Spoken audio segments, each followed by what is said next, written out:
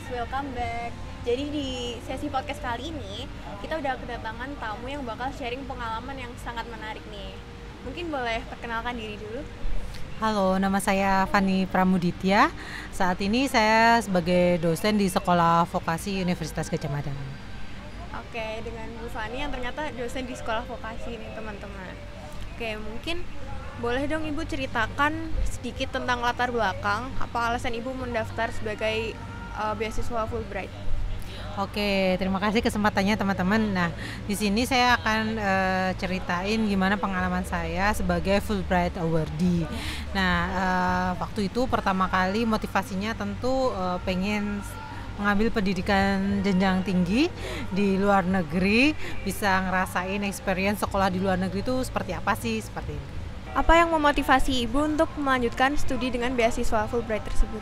Oke, setelah saya gali lebih lanjut ya tentang beberapa beasiswa yang ditawarkan, beasiswa Fulbright ini yang pertama sangat prestisius ya di kalangan beasiswa-beasiswa yang lain gitu kan, dan jejaring alumninya itu networknya luas banget dan sangat kuat. Banyak tokoh-tokoh dunia itu yang juga lulusan Fulbright seperti itu. Lalu mendapatkan pendidikan di Amerika Serikat tentunya menjadi motivasi tersendiri ya untuk saya, karena kan kualitas pendidikan di sana cukup baik, dan saya rasa dengan beasiswa Fulbright ini yang mengcover semua biaya dari pendidikan saya selama sekolah S2 di sana sangat menguntungkan dan memotivasi saya seperti itu. Ibu dulu di sana kuliahnya di universitas mana ya, Bu? Oke, dulu saya kuliahnya di University of North Carolina at Greensboro. Pada jurusan? Saya ambil Master of Business Administration. Berarti di sini dosen di DEB? Ya, betul. Saya mengajar di Departemen Ekonomika dan Bisnis Sekolah Vokasi. Kemudian selama proses pencarian beasiswa itu, apakah Ibu ada mentor atau mungkin pembimbing yang mengarahkan? Waktu itu sebenarnya itu percobaan yang ke-9 ya, setelah kita mencari atau pemburu beasiswa itu mengalami kegagalan 8 kali. Terus yang ke-9 alhamdulillah berhasil. Memang jalannya mungkin di Fulbright ini gitu. Waktu itu saya nggak punya mentor khusus ya, tetapi saya selalu berusaha untuk link ataupun berteman dengan teman-teman yang sudah lulus beasiswa.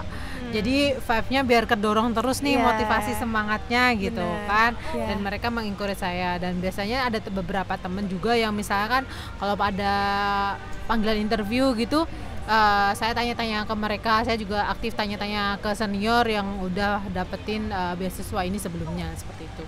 Berarti mungkin salah satu kuncinya itu harus aktif cari informasi ya, Bu? Iya, sebenarnya yang pertama jangan pantang menyerah, karena godaan kegagalan itu pasti ada gitu kan. Kedua, kuncinya juga pahami sebenarnya kan tiap-tiap pemberi beasiswa ini memiliki visi misinya yang beda-beda ya. Jadi ketika Fulbright ini kita cari visi misinya mereka tuh mencari awardee yang seperti apa sih gitu kan. Baru kita linkkan aplikasi kita dengan yang kriteria mereka cari. Yang ketiga, banyak nanya, banyak baca, kemudian ya terus berusaha mengupgrade skill gitu. Kemudian mungkin boleh diceritakan bagaimana sih langkah-langkah untuk mendaftar beasiswa Fulbright itu sendiri? Oke, kalau langkah-langkahnya teman-teman sekarang bisa masuk ke websitenya Aminef ya, di Fulbright Indonesia. Itu organisasi yang mengelola pembiayaan Fulbright di Indonesia. Kemudian nanti ikutin aja langkah-langkah untuk mencari beasiswa Fulbright Master Degree atau PhD Degree sesuai dengan minat ataupun program yang diinginkan teman-teman. Sebenarnya untuk mahasiswa undergrad sendiri pun juga ada beberapa program yang bisa diikutin gitu, seperti Ungrad, yaitu untuk maksimal mahasiswa semester 5, jadi bisa exchange students gitu. Juga ada pengalaman FLTA ataupun pengalaman sebagai tenaga pengajar gitu di Amerika Serikat mengajar bahasa Indonesia, seperti itu. Sebenarnya banyak kok kesempatan-kesempatan di Fulbright itu, program-programnya baik yang degree maupun yang non degree. nanti ngisi aplikasi gitu aja, terus sesuai deadline-nya, requirements-nya, syarat-syaratnya yang harus dilengkapi seperti misalkan motivation letter gitu, study of interest-nya tuh apa, kemudian recommendation letter. Sebenarnya yang penting tuh bahasa Inggrisnya gitu kan, itu harus dipersiapkan tesnya. Kemudian juga CV dan syarat-syarat lain yang dipersyaratkan oleh pemberi beasiswa, yakni Fulbright itu sendiri. Apakah ada syarat seperti esai gitu, Bu? Oh iya, ada esai 2 motivation letter, atau sering disebut juga study of intent ya. Kenapa kita tertarik belajar di pilihan prodi itu ataupun studi field itu gitu. Oke. Kemudian mungkin boleh diceritakan bagaimana pengalaman Ibu saat pertama kali sampai di Amerika nih, mau kuliah di sana. Mungkin ada cerita-cerita menarik nih. Oke, menarik banget ya waktu itu. Yang pertama pasti waktu itu kan sedang muncul isu tentang pergantian presiden, kemudian fobia-fobia terkait Islam. Sebelum berangkat pasti ada kekhawatiran karena kan kita pakai jilbab gitu kan. Tetapi alhamdulillahnya sih selama di sana saya tidak pernah mendapatkan peristiwa yang melecehkan ataupun merugikan saya gitu kan, sebagai saya wanita dan berhijab. Jadi ketakutan itu hanya ada di awal sih. Pas ketika sampai ke sana orang-orang tuh sangat excited dan welcome banget sama kita gitu kan. Bahkan beberapa kali orang itu menyampaikan ke saya bahwa I support you gitu kan, as a woman here with a Muslim, your identity, I support you, seperti itu, memberikan dukungannya. Dan itu sangat random sekali, kadang biasanya cuma di supermarket seperti itu. Nah, beruntungnya sebagai Fulbright awardee ini, sebelum kita terjun ke masyarakat, kita tuh dikumpulkan dulu di suatu, waktu itu saya di San Diego State University. Jadi ada orientation seperti itu. Jadi mahasiswa Fulbright dari seluruh belahan dunia itu dikumpulkan. Cuman memang kotanya beda-beda. Saya kebetulan dapat yang di San Diego State University itu. Programnya itu 3 minggu untuk persiapan tentang gimana sih culture belajar di Amerika Serikat, gimana sih budaya belajarnya, cara tips and triknya biar bisa survive kuliah di US. Terus culture-nya mulai dari misalkan sesimpel ketika kamu membuka pintu itu kamu harus holding, tahan dulu pintunya, lihat ke belakang ada nggak orang yang di belakangmu untuk kamu persilahkan masuk juga, kayak gitu. Nah itu terus termasuk juga tentang budaya, misalnya tepat waktunya kayak gitu, tuh kita dipersiapkan dulu. Jadi enaknya di Fulbright ini kita nggak langsung terjun nih ke universitasnya, kita ada orientasi dulu nih. Dan menarik banget ketika kita dikumpulkan dengan orang Fulbrighter lain dari Meksiko, Kolombia waktu itu, kemudian dari ada Arab Saudi, Timur Tengah, banyak yang ada di situ. Kita jadi tambah kuat networknya dan luas networknya.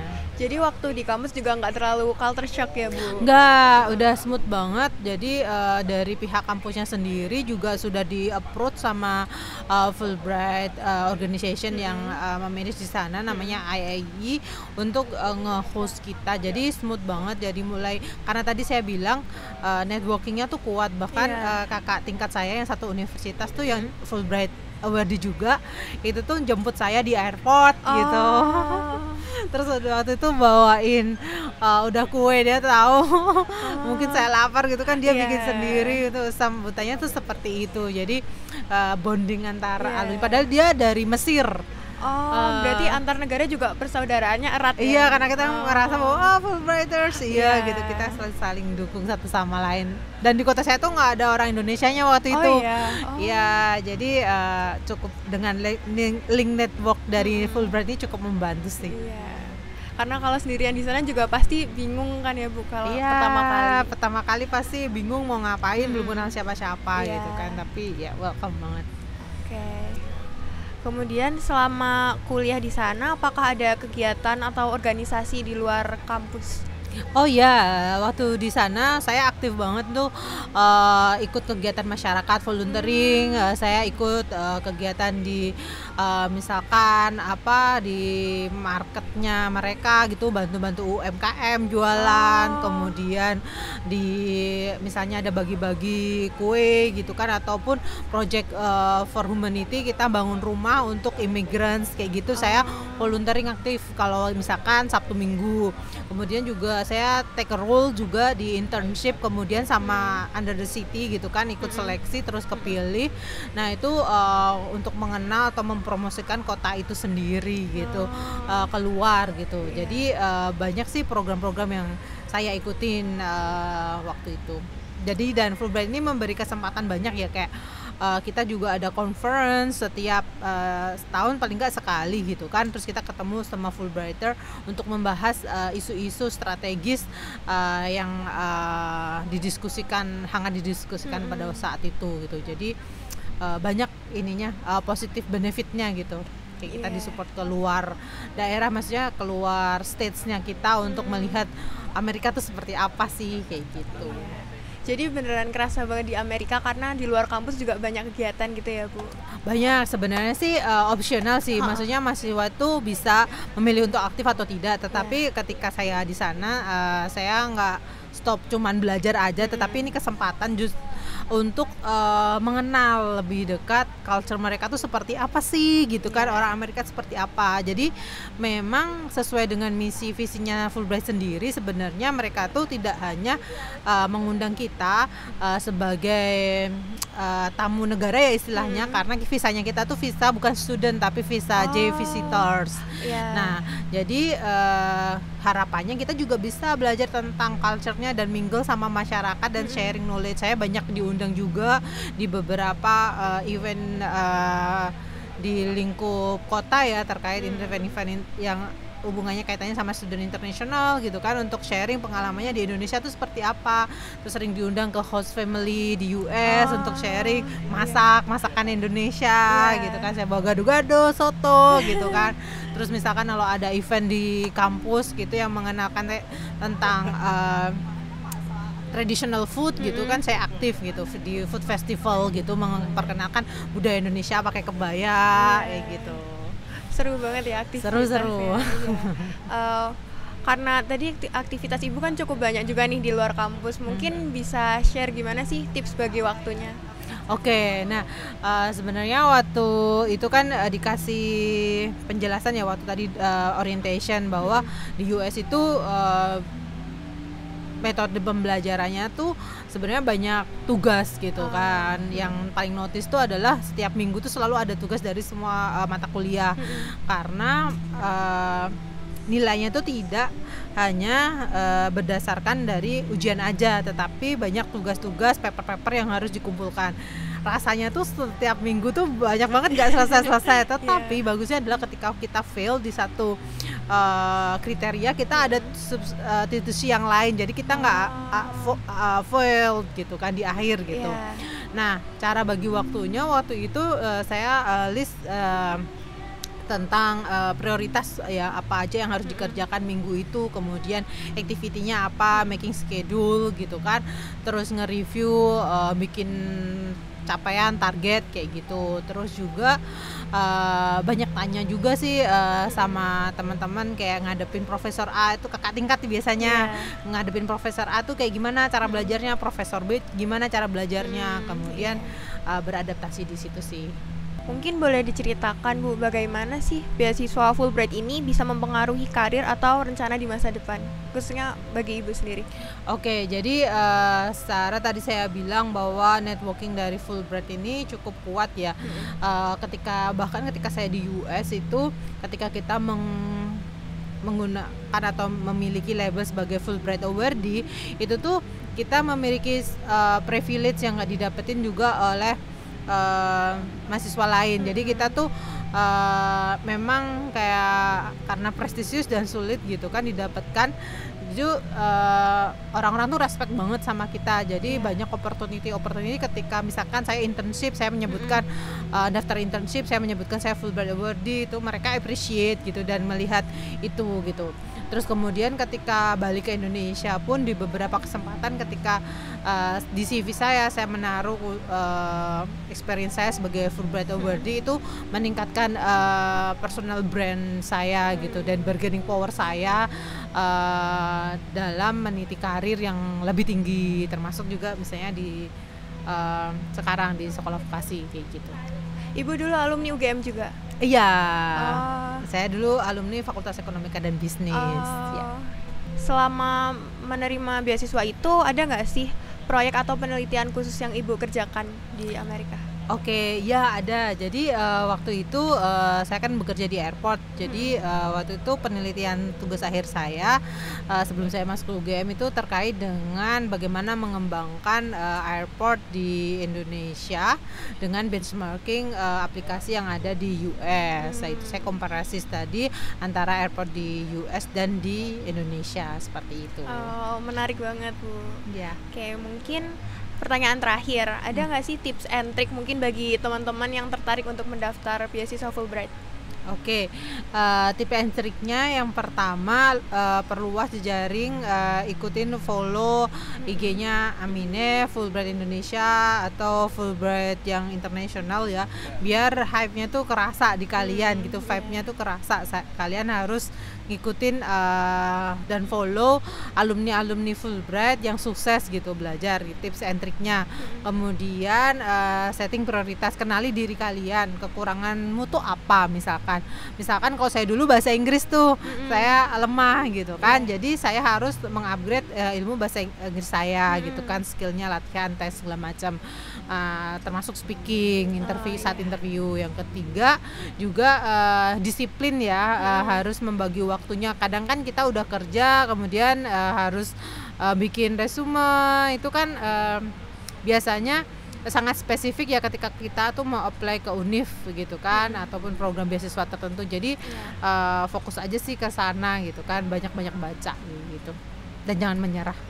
Siap, bisa diperhatikan ya teman-teman tips and trick dari Bu Fani tadi. Oke, mungkin udah cukup untuk hari ini. Terima kasih banyak atas banyak tips dan cerita menarik yang udah ceritakan ke teman-teman. Sama. Mungkin bisa dadah kamera. Dadah. Terima kasih teman-teman, sukses ya.